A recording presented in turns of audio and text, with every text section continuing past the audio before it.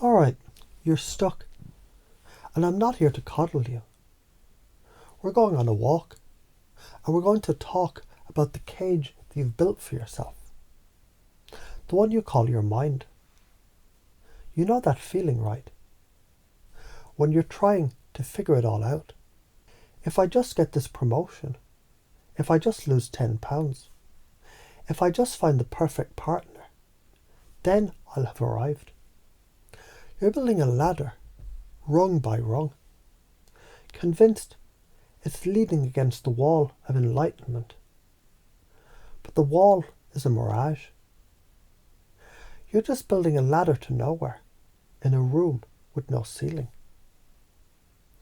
This is the ego's logic labyrinth. And you're the minotaur. You're the hero. You're just running in circles, wearing a path in the stone, thinking the next turn will be the one. It's all just thinking. Let me give you a picture. You're trying to use a calculator to diagnose why your heart is broken. You're punching in numbers, getting precise, logical answers. 42. You're staring at the screen. This little digital 42. And you're screaming. But I still feel like shit. Of course you do. You're asking the wrong fucking machine. This is choosing knowledge for the self, not wisdom for the all. Let's get sciencey for a second, because you like that, don't you? It makes you feel safe. Your prefrontal cortex, that wrinkly supercomputer behind your forehead. It's a magnificent tool. It's for planning, for logic, for figuring out the quickest route to the grocery store. But you've put it in charge of the whole kingdom. Meanwhile, your heart and your gut, they have their own neural networks. Your gut has 100 million neurons. It's a second brain. And it's not speaking in spreadsheets and PowerPoints. It's speaking in feelings, in vibes, in a deep resonant knowing. And you're trying to shout it down with a goddamn memo from the head office.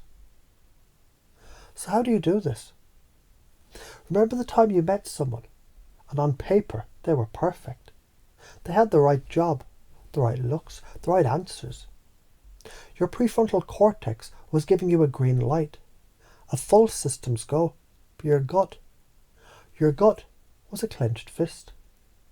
It was a quiet, persistent no, and you ignored it because it wasn't logical. And how did that turn out? A fucking disaster.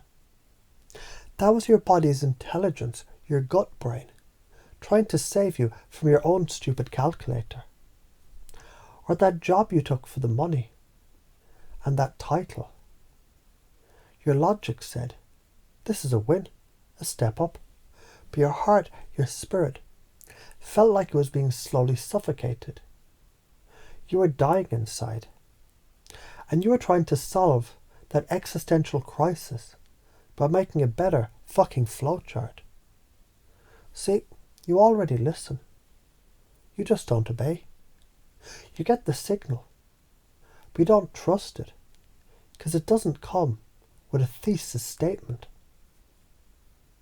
So how can you do it in new ways? How can you get the hell out of the labyrinth? Stop trying to think your way out. You can't solve a water shortage by reading a book about rain. You have to feel the rain. It's like you're a radio. You're tuned to one station, FM 101.1. All logic, all the time. It's just one man talking in a monotone voice about stock prices and traffic reports. And you're wondering why you're not hearing any music. You need to turn the goddamn dial. Tune into AM 720, the heartwave. Or the weird low frequency station, Gut Feelings. The music, it's already there. The wisdom is broadcasting 24/7. You just stop listening. Put the calculator down, pick up the fucking divining rod. A divining rod doesn't think about where the water is. It doesn't analyse soil composition. It responds. It dips and it pulls toward the source.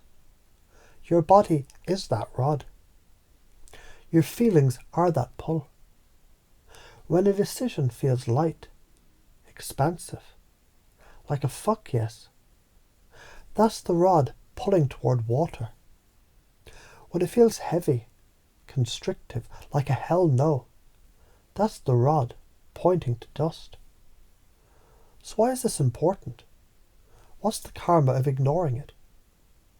If you keep this up, the projection is simple and it's fucking bleak. You'll get everything you thought you wanted, the corner office, the perfect lawn, the shiny car. And you'll be sitting in it, a hollowed out shell, wondering why you feel so empty. You'll be a king in a castle, built on a sinkhole.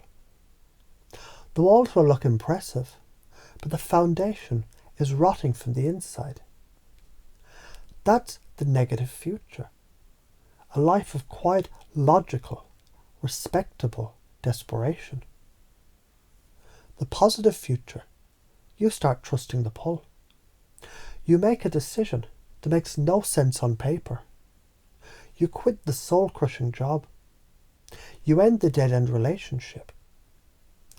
You move somewhere that feels like home, not just looks good on a postcard. And for the first time, you feel a current carrying you. You're not building the ladder anymore. You're growing wings. Life stops being a problem to be solved and starts being a song to be sung. It becomes fucking easy in ways that will infuriate the logical part of you. So why are you afraid to do this? You're afraid of what people will think. They'll say I'm irrational, unstable, that I've lost my mind. Good, let them. They're just other minotaurs, terrified of you finding the exit to the labyrinth that they've convinced themselves is the only reality. Their fear is not your compass. Their interpretation is their own fucking prison. This creates confusion in the logical mind, and that's perfect. That's the crack in the dam. When the ego's confused, when its tools fail, it has to shut up for a second. And in that silence, that beautiful, pregnant silence, a deeper voice can be heard. That's where the real change happens. That's where we can install a new operating system. So let's do that. Just listen to the sound of my voice. You don't have to do anything. Your conscious mind can just take a break. It's worked so hard. It's so tired of figuring everything out. And your unconscious mind, that vast, intelligent, ancient part of you that runs your heart, your breath, your healing, it can hear this. It already knows this. It's been waiting for you to remember. From now on, every time you feel that tension, that split between what you think you should do and what you feel is right, a signal will go off. Not a loud alarm, but a quiet, certain hum, a vibration of truth. It'll feel like a warmth in your chest, a settling in your gut, a deep calming breath you didn't know you needed to take. And without even having to think about it, you'll find your hand letting go of the calculator. You'll find yourself turning the radio dial. You'll feel the dividing rod in your hands, pulling you, guiding you. Not to what looks good, but to what is good, for your soul, for your spirit, for the all. This will become your new default, effortless, natural. You'll make decisions from a place of embodied wisdom, not abstract logic. And your life will begin to flow with a synchronicity that'll feel like magic. People will call you lucky, but you'll know.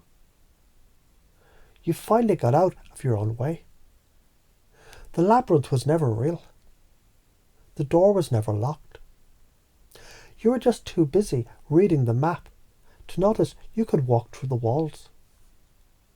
Now wake the fuck up, not with your mind, with your whole being. The world doesn't need more clever thinkers. It needs more embodied, feeling, courageous souls. Go be one.